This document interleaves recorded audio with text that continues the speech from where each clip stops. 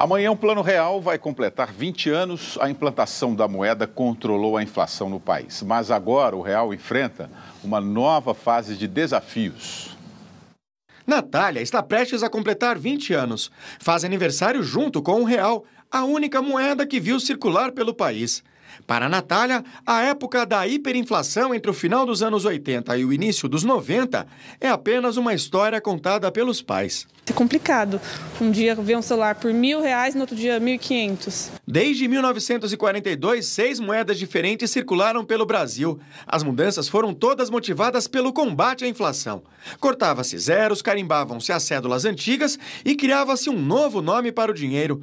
A fórmula se esgotou em 1993, quando a inflação chegou a impressionantes 2.471% ao ano. A solução foi fazer uma atualização diária do valor do dinheiro.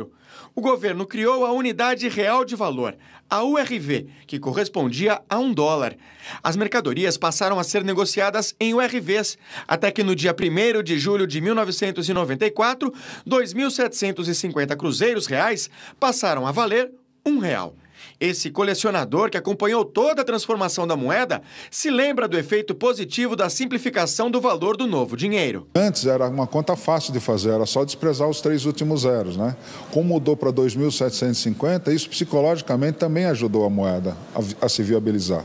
Com o Plano Real, em 4 anos, a inflação atingiu 1,6% ao ano, menor índice desde 1940. Os juros reais passaram de 2.471% ao ano em 93 para os atuais 5,9% ao ano. A estabilidade econômica trazida pelo Plano Real foi fundamental para fazer o Brasil voltar a crescer, o que de fato aconteceu até 2010. Mas de 2011 para cá, o país tem experimentado um crescimento sempre inferior a 3% e uma inflação sempre superior a 5%, que é sentida todos os dias pela população, principalmente na hora de fazer as compras.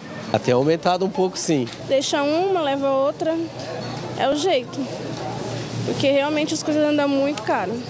O relaxamento no combate à inflação, encarado pelo governo como uma maneira de garantir algum crescimento em época de crise, vem acompanhado de uma alta na carga tributária, que hoje chega a 35% da economia, e uma taxa de investimento de 18%, a menor entre os países em desenvolvimento. Isso desarranja o crescimento econômico, piora a produtividade, dificulta a capacidade de cálculo para fazer o investimento. Quer dizer, quem vai fazer investimento em infraestrutura para retorno em 8, 10, 20 anos, se a inflação, você não sabe qual vai ser no período. Ayrton Soares, o Plano Real foi bom para você? Olha, foi bom porque serviu para conter aquela espiral de inflação e aquela espécie de consciência que foi criada anti-inflacionária, não é? Agora, o Plano Real não fez milagres, já. O Plano Cruzado tinha feito alguma coisa, depois veio o Plano Verão, o Plano Bresser, não é? E depois chega o Plano Cruzado. Eu entendo que o Plano Cruzado fez com que nós tivéssemos uma estabilidade, fez com que o período crescimento econômico nesse período não foi lá assustador, nem foi um grande crescimento, foi um crescimento semelhante ao que há hoje no governo da atual presidente, e os índices de inflação ficaram na faixa dos 12%, de 93 a 99, no período de estabilização do Plano Real. Depois, com altos e baixos, até chegar no período do fim do governo Fernando Henrique, começo do governo Lula, que a inflação acabou baixando para chegar nesse patamar fixado pelo Banco Central de 6 e alguma coisa por cento ao mês, ao ano. Então, eu acho que o Plano Real é mais um plano que agora é preciso dar um outro salto. É preciso dar o salto que o Plano Real, Plano Cruzado, sem mexer com a estrutura de distribuição de renda do país, sem mexer com os interesses consolidados dos grandes proprietários rurais, dos grandes industriais que concentram renda, sem mexer com isso, os planos vão ser simplesmente paliativos de soluções.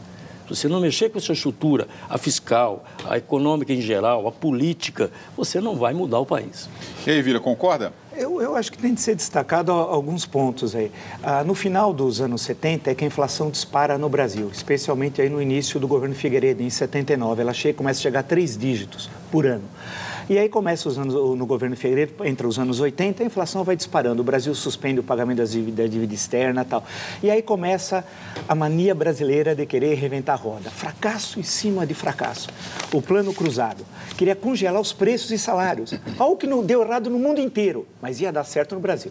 E foi um fracasso. Nós vimos boi caçado com metralhadora. A maior parte de vocês não viram, pelo delegado Romeu Tuma, que ia procurar boi. Fizeram uma farsa que terminou 4 dias após a eleição, em novembro, quando elegeu a Assembleia Nacional Constituinte. Aí veio o Cruzado 2. Mais um plano de congelamento de preço e tal. Fracassou. Em 87, foram 2, portanto, em 86. Em 87, plano Bresser. Também ia congelar. Fracassou. E aí veio o Plano Verão no início de 89, já com o ministro Mailson da Nóbrega, mais um fracasso. O governo Sarney é um conjunto de fracassos. 4 planos de estabilização, porque o cruzado foram 2. Quando veio o governo Collor, no dia 16 de março, que acho que é um dos dias mais incríveis do Brasil, 1990, com 2 dúzias de medidas provisórias, veio o Plano Collor 1, que também é com um tiro só e acabar com a inflação. Bem, acabou também sendo um fracasso. É bom lembrar que o Collor, isso que é herança maldita, pegou uma inflação de 4 dígitos anuais. Uma das maiores bombas da história, mas acabou fracassando. O plano Collor 2 foi no início do ano seguinte, 1991, também fracassou. Então, quando vem o plano real, isso é importante destacar, é um conjunto de fracassos que não serviram para absolutamente nada. Agora, o importante é estabelecer um plano sem congelamento, o plano real, de preços aos salários, criar uma nova moeda, circular no mesmo momento 2 moedas que todo mundo dizia que ia dar errado. Mercadante, um deles, deu o contrário, deu certo. Uma coisa incrível no Brasil, você ter 2 moedas e tudo deu certo. E graças a um presidente que até hoje não tem, acho que um respeito histórico da sua importância, que é o presidente Itamar Franco, que pegou o país afundado no final de 92, depois do impeachment, conseguiu construir um governo da União Nacional e enfrentar uma coisa que até então no Brasil dizia que a inflação era bom. Se vocês lerem, os interessados em economia, os textos dos anos 50, 60, havia uma ideia que ter uma inflação de 30%, 40% por ano não havia problema. Claro que há, porque quem paga a inflação é o pobre, é o miserável, porque aquele que tem recursos consegue se proteger ou no mercado financeiro ou em outro tipo de instrumento para garantir a sua renda tal. Então, o Plano Real é um marco na história do Brasil. Eu imaginava, confesso aqui a vocês, que achei que nunca haveria o final da inflação. Quando eu falo final, evidentemente não é inflação zero, né? Mas é ter uma inflação que você consiga ficar em 1 dígito por ano. Eu achei que nunca ia acontecer isso, e aconteceu. E o Plano Real acabou dando certo, graças à liderança política do presidente Itamar Franco, e nós passamos a ter moeda, porque aquele colecionador mostrou, e vocês mais jovens não sabem, chegou uma hora que não havia nem quem homenagear no papel moeda, já tinha homenageado todo mundo, né? Tinha pessoas que recebiam homenagem que eu sinceramente nem eu sabia quem era.